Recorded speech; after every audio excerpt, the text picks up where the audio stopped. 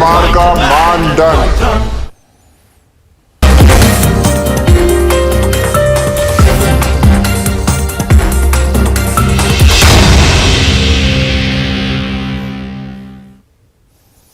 आप देख रहे हैं अपना बिहार और आपके साथ मैं हूं विवेक। दानापुर पीपा पुल पर बड़े हादसे के बाद लोग सुधरने को तैयार नहीं। हमारी टीम कच्ची दरगाह पीपा पुल पर पहुंची तो लोहे के चादर से नट बोल्ट गायब थे, रेलिंग टूटी थी और पुल पर जाने वाला रास्ता खतरनाक था। राघोपुर दियारे के लिए लाइफलाइन इसे कहा जाता है और हर दिन हजारों लोग इससे गुजरते हैं, इस पार से उस पार जाते हैं, लेकिन प्रशासनिक अमला लापरवाह बना हुआ है। तो देखिए, ये राजधानी से सीधे कच्ची दरगाह से आप अगर इस पीपा पुल के जरिए चलेंगे तो पहुंचेंगे राघोपुर दियारा। और बड़ी गाड़ियां हो, छोटी हो, पैदल चलने वालों हो या फिर साइकिल सवार हो, सब इसी रास्ते से गुजरते हैं। कल जहां दुर्घटना हुई दानापुर के पास, उससे अलग यहां की तस्वीर है। देखिए ये किस तरीके से चादर यहां रखी गई है, ढलान ज्यादा है और यहां जोखिम बहुत ज्यादा है, फिर भी गाड़ियां पार करती हैं, इस पार से उस पार जाती हैं। 24 घंटे पहले पटना से सटे दानापुर पीपा पुल पर 9 लोगों की जानें चली गई हैं। एक भयानक हादसे के बाद सरकार और जिला प्रशासन कितना सतर्क हुआ है, ये जानने के लिए हम पहुंचे हैं पटना के पूर्वी छोर यानी कच्ची दरगाह पे बने पीपा पुल पर।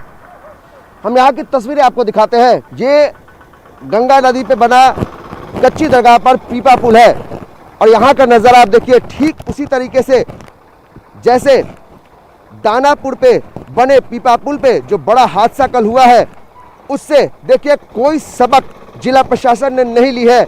देखिए किस तरीके से गाड़ी पे लोग बैठे हैं, बावजूद इसके कैसे जान जोखिम में लेकर गाड़ियां इधर से उधर, यानी जो राघोपुर से पटना जाने वाले लोग हैं वो दूसरे इस पुल के सहारे दूसरी तरफ जाते हैं। देखिए कितना खतरनाक है। ये बताइए कि कितना खतरनाक है, गाड़ी क्यों घुमा रहे हैं? बहुत डैमेज रास्ता है, इसी कारण से गाड़ी घुमा रहे हैं, गाड़ी जा नहीं पा रहा है ऊपर। पीपा पुल भी डैमेज है और ये सड़क भी नहीं बन रहा है। एकदम धजिया उड़ा के रख दिया रोड के। सरकार समझ नहीं रहा, क्या करे, सरकार के सरासरी दोष है इसमें। तो देखिए किस तरीके से जो ऑटो वाले हैं वो गाड़ी घुमा रहे हैं, क्योंकि गाड़ी पीपा पुल पार नहीं कर सकती है। कितना खतरनाक ये रास्ता है, आप तस्वीरों में देख सकते हैं। ये तब है जब 24 घंटे पहले दानापुर के पीपा पुल पर एक भयानक हादसा होता है जिसमें 9 लोगों की जानें चली जाती हैं। देखिए किस तरह से ये भयानक रास्ता है, कितना खतरनाक रास्ता है। लोगों को इस रास्ते से होकर राघोपुर और कई गांवों में जाना होता है और ये एक लाइफलाइन है। कितना खतरनाक है सफर, पूरा खतरनाक है सर। कैसे आप लोग इस तरह से जान जोखिम में लेके जाते हैं? तकलीफ है थोड़ा, तो ये तकलीफ है। लोग कहते हैं जान जोखिम में लेके हर दिन जाते हैं। और तस्वीरें देखिए, ये पीपा पुल की है जो कच्ची दरगाह पे बना हुआ है पीपा पुल, और ठीक उसी तरीके से जैसे दानापुर में भयानक हादसा हुआ, अब देखिए यहाँ भी तस्वीरें कुछ इसी तरीके की हैं। कितना खतरनाक रास्ता है। इसी रास्ते से होते हुए हर दिन लोग यहाँ से राघोपुर के रास्ते पटना शहर जाते हैं और देखिए किस तरीके से जाम लगा हुआ है। ना जिला प्रशासन ना कोई स्थानीय पुलिस के लोग यहाँ पे दिखाई पड़ रहे हैं। जिस तरीके से कच्ची दरगाह पे जो पीपा पुल है वहाँ भी रास्ते बहुत भयानक है। जो पीपा पुल है उसमें कई जगह पे छेद है, यानी कोई भी इस रास्ते सफर करने वाला आदमी है वो भगवान भरोसे ही इस पीपा पुल को पार कर पाता है। अमित कुमार सिंह, न्यूज़ 18, कच्ची दरगाह पीपा पुल। तो कच्ची दरगाह पर और वहां से निकले हुए पीपा पुल के रास्ते पर पूरा इंतजाम है मौत का। नट वोल्ट गायब है, चदरा यूं ही रखा हुआ है जिस पर फिसलन ज्यादा है और ढलान ऐसी कि आप सीधे गंगा माता की गोद में समा जाएंगे। दानापुर के पीपा पुल के जर्जर होने के लिए बालू माफिया भी कम जिम्मेदार नहीं। बालू लदी बड़ी बड़ी नावें पीपा पुल के नीचे से होकर गुजरती हैं, जिससे पीपा पुल के पार्ट पुर्जे कई जगहों पर ढीले हो जाते हैं। जायजा लिया हमारे सहयोगी संजय कुमार। पीपा पुल पर कल दुर्घटना हुई थी और उसके बाद जो पीपा पुल है उसकी मरम्मती का काम चल रहा है। निश्चित तौर पर एक बड़ी लापरवाही के बाद जो यहाँ के ठेकेदार हैं और प्रशासन के लोग उनमें सजगता आई है। और देख रहे हैं इस वक्त जो यहाँ पर लोग हैं वो पीपा पुल की मरम्मती का काम करें। एक बड़ी लापरवाही यही है कि पीपा पुल के नीचे से नाव गुजरती है, एक बड़ी लापरवाही। और निश्चित तौर पर ये नाव जो है उससे काफ़ी नुकसान पहुंचता है पीपा पुल को, और एक बड़ा कारण बनता है पीपा पुल के जर्जर होने का। जो लोग हैं वो बताएंगे यहाँ पर, जो लगातार इस पुल की मरम्मती के काम में लगे हुए हैं, वो बताएंगे। देखिए उस पार से कैसे इस पार नाव चली आई है, बड़ी नाव है, इस पर बालू जो है वो लोड होता है, अनलोड होता है। और निश्चित तौर पर ये लापरवाही पीपा पुल के खस्ता हाल के लिए बहुत बड़ा कारण के रूप में सामने आई है। और फिलहाल जो लोग हैं जो मरम्मती के काम में लगे हुए हैं, हम उनसे बात करते हैं।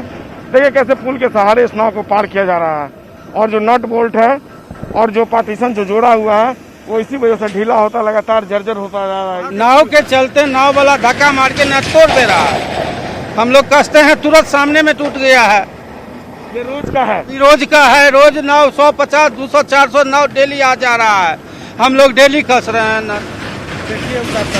देखिए देखिए धक्का मारे कैसे, धक्का मार रहा है, पीपा इधर से उधर हो रहा है। देखिए कैसे चल रहा है वो। उसको अंदर सामने अगर देखिए के सारे उस नाव को अंदर ले जाने की कोशिश कर। हाँ, बराबर हम लोग काम करते रहते हैं। ढीला हो जा रहा है, बताइए। और ढीला हो जा रहा है। नाव तिले पट्टी से ताल मरता है, तिले उस पट्टी से नाव ताल मर रहा है। देखे कि आप ही के सामने अभी नट कसे अभी उड़ गया। फोटो ले रहे थे, अभी कसे नाव वाला तालमारी से नट उड़ गया। माना करने पर नहीं पूछता लोग, हम लोग से मारामारी करने के लिए तैयार हो जाता है लोग। लोग 20 गोड़ा है, हम लोग 8-9 गोड़ा है। मार कर जीतेंगे उससे हम। शासन का सहयोग नहीं लेते, कोई सहयोग नहीं मिलता है। पूरा विभाग में दिया हुआ है, यहाँ से वहाँ तक लंगर गिरा दिया है खोल खोल के। मनता है तो बिल्कुल पीपा पुल की जो जर्जर स्थिति है उसका एक बहुत बड़ा कारण सामने आया है न्यूज़ 18 की पड़ताल में, कि जो बड़े बड़े बोट हैं, जो नाव हैं, उसको पुल के नीचे से क्रॉस करवाया जाता है। इस पार से उस पार ये नाव जो है वो निकलती है, और ऐसे में जो पुल के 5 पुर्जे हैं वो ढीले पड़ जाते हैं। तो निश्चित तौर पर न केवल ठेकेदार बल्कि जो प्रशासन के लोग हैं उन्हें भी इस पर ध्यान देना चाहिए, क्योंकि प्रतिदिन काफ़ी संख्या में लाखों लोग गुजरते हैं इस पीपा पुल से सुबह से लेकर शाम तक। और ऐसे में नावों की जो लापरवाही है वो पीपा पुल पर भारी पड़ सकती है। कैमरा पर्सन मनीष जुनेजा के साथ संजय कुमार, न्यूज़ 18 पटना। और बड़ी खबर, बिहार की सबसे बड़ी दवा मंडी गोविंद मित्रा रोड में दुकानदार की हत्या हो गई। फायरिंग में एक व्यक्ति जख्मी हुआ है और हत्या का आरोप पड़ोस की एक दुकान पर लगा है। और राजधानी में दिन दहाड़े हत्या से सनसनी मच गई। एसएसपी मौके पर पहुंचे और जांच की, और जिस बगल के दुकानदार पर यह आरोप लग रहा है उस दुकान में भी गए। वहां पर मौजूद जो सेल्समैन थे उनसे जानकारी ली गई है। तो आसपास के लोगों के मुताबिक जो जानकारियां दी गई हैं उसी को आधार मानकर अभी जांच अपनी दिशा में है।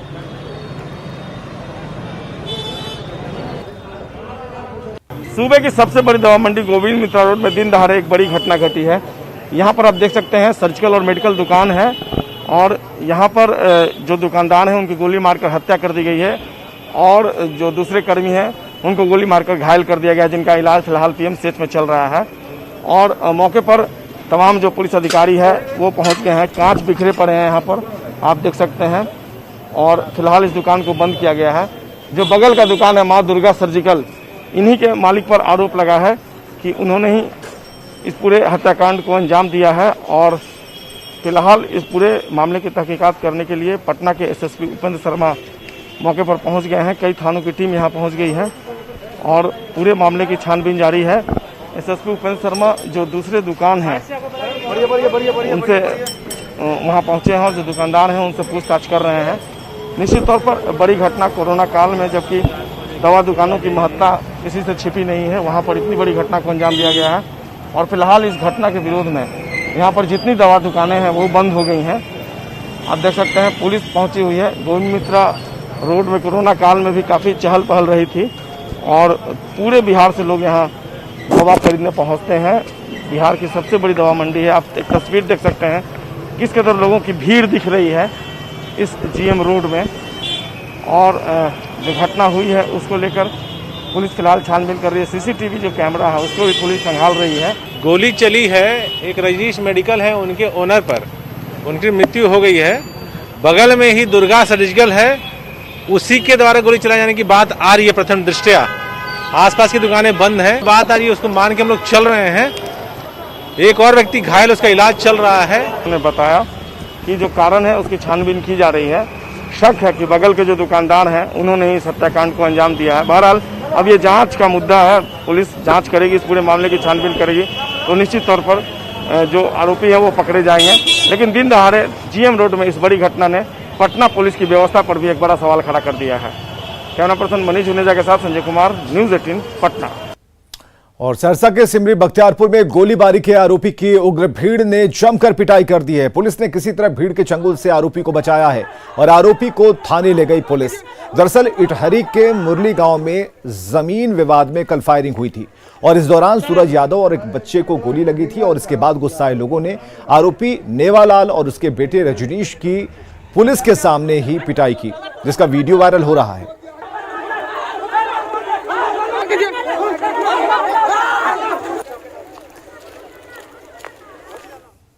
और भागलपुर के जवाहरलाल नेहरू हॉस्पिटल में कोरोना संक्रमित मरीजों का इलाज चल रहा है। परिजनों का आरोप है कि अस्पताल में बिचौलियों का बोलबाला है और रुपए लेने के बाद ही मरीज को ऑक्सीजन दी जाती है।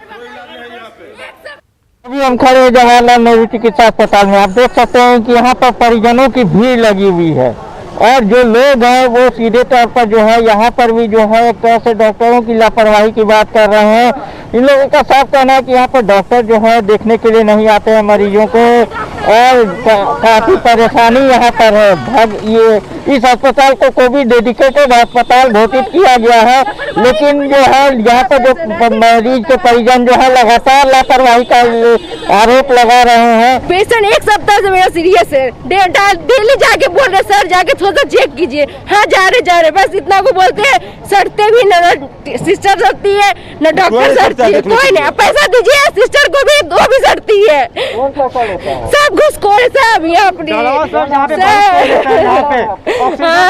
ऑक्सीजन का वजह से पेशेंट डेड किया। परेशानी है कि ऑक्सीजन लेवल यहाँ पे अब अवेलेबल रहता है, लेकिन पैसा दीजिएगा तो आपको ऑक्सीजन लेवल उपलब्ध किया जाता है और दलाल सब यहाँ बहुत सारे हैं। जो आरोप है वो लगातार यहाँ पर लग रहा है कि जो अस्पताल में जो है कुछ ऐसे दलाल यहाँ पर है जो पैसे लेते हैं, जिसके बाद से ही मरीज को कुछ सुविधा दी जाती है। रंजन, न्यूज़ 18 भागलपुर। कोरोना के बढ़ते संक्रमण को देखते हुए स्वास्थ्य विभाग ने डॉक्टर से लेकर सभी स्वास्थ्य कर्मियों की छुट्टी रद्द कर दी है, लेकिन समस्तीपुर सदर अस्पताल के कई डॉक्टर अलग अलग वजहों से छुट्टी पर हैं। अस्पताल के अधीक्षक ने बताया कि 7 डॉक्टर कोरोना संक्रमित हैं तो 5 ज्वाइनिंग के बाद से ही लापता हैं और इसके अलावा कुछ डॉक्टर स्टडी लीव पर हैं, जिससे मरीजों के इलाज में परेशानी हो रही है। लगातार बढ़ रहे कोरोना महामारी का असर समस्तीपुर के स्वास्थ्य व्यवस्था पर भी दिखाई दे रहा है। जो जानकारी मिल रही है, कई डॉक्टर और स्वास्थ्य कर्मी पॉजिटिव पाए गए हैं, जिसके बाद से वो अस्पताल नहीं आ रहे हैं और जिसके कारण लोगों को जो इलाज कराने वाले लोग हैं उन्हें भी परेशानी झेलना पड़ रहा है और जो यहाँ पर व्यवस्था है अस्पताल की, उस व्यवस्था को भी सुचारू रूप से संचालित करने में परेशानी होती है। जो डॉक्टर हैं जो ड्यूटी कर रहे हैं उन्हीं के द्वारा सारे कर्तव्यों का निर्वहन किया जा रहा है। जानकारी मिली पॉजिटिव भी कुछ लोग? हाँ पॉजिटिव हैं कुछ लोग, डाटा ऑपरेटर भी पॉजिटिव है। डाटा ऑपरेटर भी? हाँ। कितने डॉक्टर पॉजिटिव हैं? महिला डॉक्टर में तो 5-6 पॉजिटिव। अच्छा, तो ये कर्मी थे जिनके द्वारा बताया गया जो कई डॉक्टर और कर्मी हैं जो पॉजिटिव पाए गए हैं। पुरुष चिकित्सक और 6 महिला चिकित्सक अभी कोरोना संक्रमित होकर होम आइसोलेशन में है।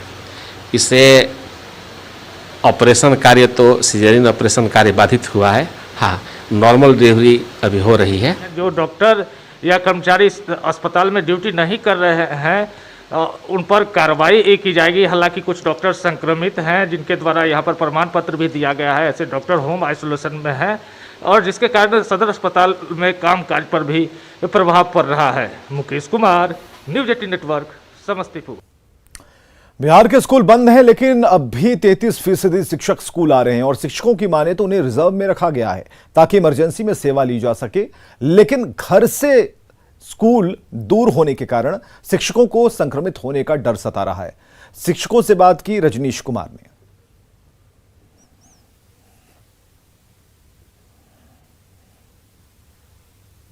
बिहार में 15 मई तक सभी शैक्षणिक संस्थान तो बंद है, लेकिन 33% शिक्षकों को स्कूल आना अनिवार्य है। ऐसे में अब स्कूल आने वाले शिक्षकों को जान का डर सता रहा है। तो हम शिक्षक नेता हमारे साथ हैं, उनसे जानेंगे कि आखिर आप लोग स्कूल कैसे आ रहे हैं और कितना डर लग रहा है। देखिए सर, हम लोगों की संख्या जो है वो 4 लाख है पूरे बिहार में। उसमें 1,33,000 आदमी हम लोग प्रतिदिन सड़क पर निकल करके विद्यालय आते हैं और जाते हैं। कोरोना के प्रसार में समझिए एक तरह से सहायक बन रहे हैं। जो दूर दराज से शिक्षक आ रहे हैं विद्यालय, उनको ऑटो से, ट्रेन से, बस से आना पड़ता है और वहाँ पर कोई कोविड नियमों का अनुपालन नहीं होता है। सरकार को चाहिए कि सबसे बगल के विद्यालय में वो जा कर के योगदान कर लें, घर के बगल में, और वहीं उनका अटेंडेंस बने। वहाँ से एब्सेंटी आएगा, यहाँ से हम लोग उनका वेतन बना दें। नहीं, कोई व्यवस्था नहीं है। प्रधानाध्यापक अपने सुविधा अनुसार अपने पॉकेट से जो सुविधा उपलब्ध करा सकते हैं उतना ही करा रहे हैं, लेकिन सरकार की तरफ से कोई व्यवस्था ऐसा विद्यालय को नहीं दिया गया है। बहुत सावधानियां बरतना पड़ता है। एक तो टेम्पू नहीं मिलता है, टेम्पू में किस तरह के संक्रमण आदमी बैठे हुए हैं, उससे बहुत तरह से बच के सैनिटाइज से अपना लेके चलते हैं और किसी तरह अपना स्कूल जाते हैं। जोखिम भरा हुआ है, एकदम टेंशन में रहते हैं। इसी किसी कोई बगल में बैठे हुए आदमी कोरोना से पीड़ित न हो और इससे डरे हुए सहमे हुए हम क्या चाहते हैं? हम लोग चाहते हैं कि बगल के स्कूल में हम लोग के हाजिर बनाने का सुविधा दिया जाए। कैमरामैन अजय दुबे के साथ रजनीश कुमार, न्यूज़ 18 पटना। कोरोना काल में एक बार फिर प्रवासी मजदूरों की घर वापसी शुरू हो गई है और मुंबई के लोकमान्य तिलक टर्मिनल पर बिहार लौटने के लिए मजदूरों की भीड़ उमड़ रही है। काम बंद होने के कारण सभी लोग वापस अपने घर लौट रहे हैं, लेकिन इन्हें टिकट नहीं मिल रही। कई लोगों का कहना है कि टिकट के लिए उन्हें दोगुनी कीमत चुकानी पड़ी है। टिकट के लिए बहुत दौड़ भाग हुआ है, लेकिन नहीं मिल पा रहा है। तो आपने नहीं, यहाँ 2,000-1,500 रुपये मैं कहाँ से लाऊं अभी। मैं किसी और को बोला हूँ और वेटिंग टिकट निकाल के भेजा है, पता नहीं उस पर भी मैं जा पाऊँगा कि नहीं जा पाऊँगा। यहाँ पे बैठ करके भी क्या करेंगे, कोई काम धंधा तो यहाँ पे है नहीं, तो इसलिए जा रहे हैं। अभी काम धंधा बंद हो गया, काम चल नहीं रहा है, तो इधर बैठ के क्या करेंगे। खाने पीने को दिक्कत है, पैसा नहीं है, इधर करा के क्या करेंगे। क्या काम क्या करते थे? मैं तो होटल में करता था। तो क्या आपको टिकट मिल गया? टिकट मिल गया मेरे को, बहुत परेशानी से मिला है। अभी जो टिकट का 1,000 रुपया था उसका डबल पैसा ले रहे हैं, 2-2 हज़ार ले रहे हैं। बाहर से आए लोगों को रखने के लिए दानापुर में आइसोलेशन सेंटर बनाया गया है, जहां लोगों को पूरी सुविधा मुहैया कराई जा रही है। इसके साथ ही सीसीटीवी से 24 घंटे निगरानी की जा रही है। प्रवासी जो लोग हैं उनके बिहार आने पे जो है उनके लिए जो है आइसोलेशन सेंटर हो, और इस व्यवस्था को जो है राज्य सरकार ने लागू भी किया। राज्य के तमाम जिलों के जो अनुमंडल हैं, प्रखंड है, वहाँ पे आइसोलेशन सेंटर बनाए गए हैं। पटना में भी जो है वो आइसोलेशन सेंटर बनाए गए हैं। दानापुर के समीप जो आइसोलेशन सेंटर है वहाँ पे मैं मौजूद हूँ और यहाँ पे भी जो है वो तमाम गाइडलाइन का अनुपालन किया जा रहा है जो राज्य सरकार ने जारी किया है। तो यहाँ पे जो लोग हैं वो पूरे तौर पे वो गाइडलाइन का अनुपालन कर रहे हैं और जो लोग हैं आइसोलेशन सेंटर में देख सकते हैं कि उनके रहने के लिए यहाँ पे जो है 50 बेड का जो है वो बनाया गया है। और कह सकते हैं कि जो राज्य सरकार ने जो गाइडलाइन जारी किया है प्रदेशवासियों के लिए, राज्यवासियों के लिए, उसका अनुपालन यहाँ पे अक्षरशः हो रहा है। अमित कुमार, न्यूज़ 18 पटना। बिहार में वैसे कोरोना मरीज जो होम आइसोलेशन में हैं, उन्हें अब घर बैठे वीडियो कॉल के जरिए डॉक्टरी सलाह दी जा रही है। पटना जिला प्रशासन ने आज से टेलीमेडिसिन सेवा की शुरुआत की है, जिसमें डॉक्टर वीडियो कॉल के जरिए मरीजों को सलाह दे रहे हैं। डीआरसीसी कार्यालय में टेलीमेडिसिन सेवा का जायजा लिया रजनीश कुमार ने। अगर आप कोरोना मरीज हैं और होम आइसोलेशन में हैं तो आपको बिल्कुल घबराना नहीं है, क्योंकि पटना जिला प्रशासन की ओर से आज से टेलीमेडिसिन की सुविधा शुरू कर दी गई है। तो डीआरसीसी कार्यालय में तमाम जो कर्मी हैं वो अपनी ड्यूटी पर मुस्तैद हैं और होम आइसोलेशन के जो मरीज हैं उनसे हालचाल जान रहे हैं। तो देखिए लिस्ट यहां पर तैयार है और ये सभी कर्मी पटना जिले के शिक्षक हैं, जिनको जवाबदेही दी गई है कि वो घर बैठे जो मरीज हैं उनका हाल चाल जाने, और जिनको जरूरत होगी डॉक्टरी सलाह की तो वीडियो कॉल के जरिए डॉक्टरों से ये लोग बात करवाते हैं। और अंदर भी आपको लिए चलते हैं जहां डॉक्टर मौजूद हैं और फोन के जरिए उनसे हालचाल लिया जा रहा है। तो आज से ये सुविधा शुरू हुई है, जो वीडियो कॉल करके घर बैठे मरीजों को सलाह दी जा रही है। ये देखिए अंदर में डॉक्टर की टीम मौजूद हैं और यहाँ पर वीडियो कॉल के जरिए मरीज से बात की जा रही है।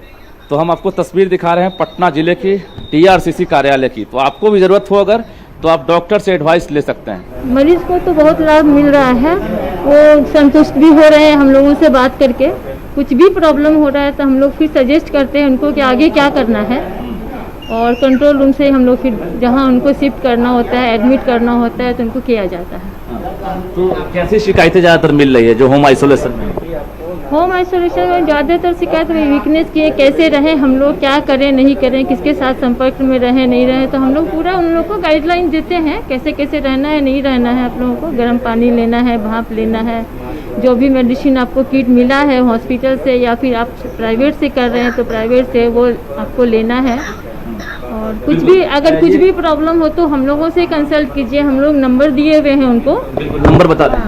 6287590552 ये नंबर है, इस पे आप कंसल्ट कर सकते हैं जब चाहें। 8 से 9 बजे रात तक जब भी चाहें इस बीच में कंसल्ट कर सकते हैं आप लोग। बिल्कुल, तो ये टेलीमेडिसिन सुविधा दी जा रही है और निश्चित रूप से अगर आप घर पर हैं और आपको किसी तरह की परेशानी है, अगर कमजोरी है, सर्दी है, खांसी है या फिर दवा की जानकारी नहीं है, तो आप निश्चित रूप से जो टेलीमेडिसिन सुविधा जिला प्रशासन की ओर से शुरू की गई है वहां पर डॉक्टर से आप सलाह ले सकते हैं। इसके लिए बतौर वीडियो कॉल का नंबर भी जारी किया गया है। तो नंबर एक बार हम फिर से बता दें आपको, 6287590552 ये नंबर है और इस पर आप फोन करके टेलीमेडिसिन की सुविधा प्राप्त कर सकते हैं। ऐसे में जिला प्रशासन ने जो पहल की है ये आपके लिए फायदेमंद भी हो सकता है। कैमरामैन अजय दुबे के साथ रजनीश कुमार, न्यूज़ 18 पटना। और भागलपुर के टीचर्स ट्रेनिंग कॉलेज में 100 बेड का कोविड केयर सेंटर बनाया गया है, जहां 6 मरीज भर्ती हैं। सेंटर में एक डॉक्टर और एक नर्स की ड्यूटी लगाई गई है। हालांकि यहां तैनात होमगार्ड जवानों का कहना है कि उन्हें किसी तरह की सुविधा नहीं मुहैया कराई गई और भीषण गर्मी में वे टेंट में ड्यूटी कर रहे हैं। भागलपुर के टीचर्स ट्रेनिंग कॉलेज में आइसोलेशन सेंटर बनाया गया है, कोविड आइसोलेशन सेंटर, और यहाँ पर 100 बेड की व्यवस्था की गई है। और अभी यहाँ पर जो है 6 पेशेंट यहाँ पर भर्ती हैं जिनका यहाँ पर इलाज किया जा रहा है। और यहाँ पर एक तरह से कहा जाए तो सारी व्यवस्था की गई है। जो CCTV है वो कमरों में लगाया गया है जिससे डॉक्टर पेशेंटों के मॉनिटरिंग करते हैं। यहाँ पर डॉक्टर हैं, किस तरह की व्यवस्था होकर कितने लोग हैं और क्या क्या है यहाँ पर व्यवस्था? इनएक्टिव केस को यहाँ पर रखने का व्यवस्था है। एक्टिव केस को सदर हॉस्पिटल में जैसे CC कोविड वार्ड है वहाँ रखा जा रहा है, जहाँ पे ऑक्सीजन वगैरह का व्यवस्था है।